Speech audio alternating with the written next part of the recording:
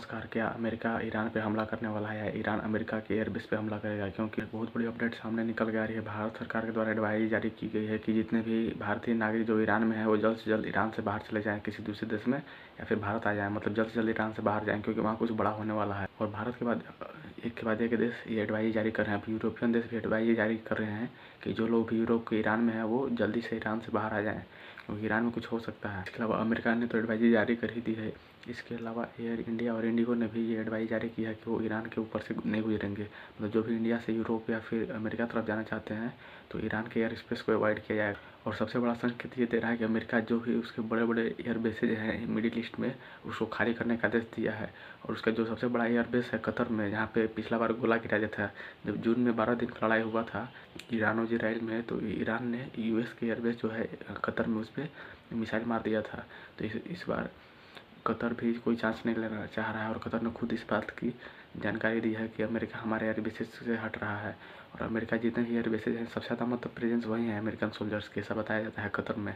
तो जितने भी उसके अगल बगल ईरान के आसपास के जो एयरबेस है मिडिल ईस्ट में, उसको खाली किया जा रहा है। तो इससे एक बड़ा संकेत ये मिल रहा है कि अमेरिका ईरान पर, इस बात से ये अनुमान लगाया जा रहा है कि अमेरिका ईरान पर बड़ा हमला करने की तैयारी कर रहा है। क्योंकि लास्ट टाइम जब ईरान और इजराइल में युद्ध हुआ था तो उसमें अमेरिका एयरबेस खाली नहीं किया था। इस पर खाली कर रहा है, इसका मतलब अमेरिका कुछ बड़ा प्लान कर रहा है। और ईरान ने भी अमेरिका को चेताया है कि अगर कुछ गलत किया तो फिर तुम्हारे सारे एयरबेसेस को तबाह कर देंगे। और बाकी जितने भी मिडिल ईस्ट के कंट्रीज हैं वो सब अमेरिका को ये कहने में है कि ईरान अभी इतना कमज़ोर नहीं है। क्योंकि भाई जब से ट्रम्प वेनेजुएला के राष्ट्रपति को उनके देश में अटैक करके कैप्चर करके ले गए हैं, तो उनका अब जो एटीट्यूड है वो 7वें आसमान पे। ईरान से लड़ना इतना आसान नहीं है। ईरान एक बहुत बड़ा देश है और भाई इसके पास बहुत सारे मिसाइल और ड्रोन्स का जखीरा है। आपको पता होगा कि जो रशिया यूक्रेन में ईरान के जो ड्रोन है, कामकाजी ड्रोन, वो बहुत बड़ा रोल निभाया है, रशिया को दिया है। और ये भी अनुमान लगाया जा रहा है जैसे वेनेजुएला को बचाने कोई नहीं आया, लेकिन ईरान को चाइना और रशिया की बैकिंग है। ऐसा कहा जा रहा है कि मिस्टीरियस प्लेन चाइना का वो अभी लैंड किया है ईरान में, तो हो सकता है कुछ उसमें रेडार ये सब होगा। बाकी रशिया और चाइना ईरान को ऐसे छोड़ेंगे नहीं, और ईरान के पास खुद मिसाइल का बहुत बड़ा जखीरा है। और ईरान की एम्बेसी के द्वारा इंडिया में भी एक ट्वीट किया गया है जिसमें बताया गया है कि जो देश इसमें शांत हैं, चाहे कितना भी बड़ा इकोनॉमिक पावर है, उनके साथ भी ऐसा हो सकता है। तो इंडायरेक्टली वो मतलब बहुत सारे देश को चेतावनी दे रहे हैं कि जो आज ईरान के साथ हो रहा है वो किसी भी देश के साथ हो सकता है। तो ये बात सही है भाई।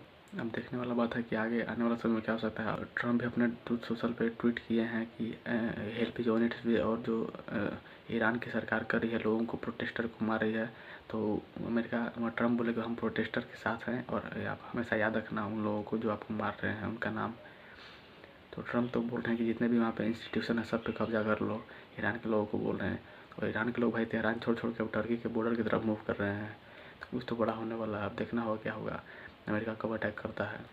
इजराइल के मोसाद भी एक्टिव हो गया। ऐसा कहा जा रहा है कि वो भी अपने पूरे देश में आयरन डोम सिस्टम को एक्टिवेट कर रहे हैं, जिसकी जो बैटरी, एडिशनल बैटरी, वो ला के उसमें लगाया जा रहा है, क्योंकि कभी भी ये युद्ध शुरू हो सकता है। बाकी इसके बाद जो भी अपडेट होगा आपको बताएंगे। बाकी हम ये भी कहेंगे जो भी नागरिक भारत के हैं ईरान में, तो सरकार की एडवाइजरी और सरकार फ़ोन नंबर भी जारी किया है एम्बेसी का वहाँ का, तो एम्बेसी के कॉन्टैक्ट में रहें और जितना जल्द हो सके देश को छोड़ कर भागें, क्योंकि कुछ भी हो सकता है भाई, कभी भी अटैक हो सकता है। तो भाई इसके बाद जो भी अपडेट आएगा आपको बताते रहेंगे।